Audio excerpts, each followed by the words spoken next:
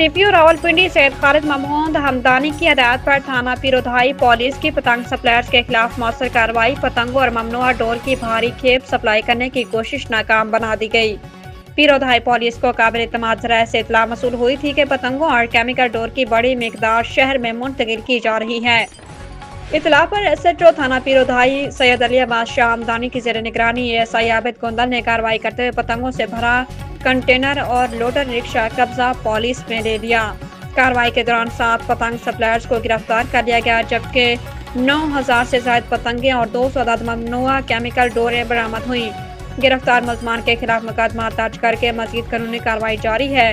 वाज़ेह रहे कि एसएचओ सैयद अली अब्बास शाह हमदानी और एएसआई आबिद गोंदल दोनों का ताल्लुक गाजियों और शहीदों के शहर चकवाल से है और दोनों अफसरान इस कार्रवाई में पेशेवराना महारत और मुस्तैदी का मुजाहरा किया। इस मौके पर एसपी रावल साद अरशद ने कहा कि पतंगबाजी नाकाबिल जमानत जुर्म है और इस खूनी खेल में मुलविस अनासर के खिलाफ इम्तियाज कार्रवाइयाँ जारी रखी जाएंगी।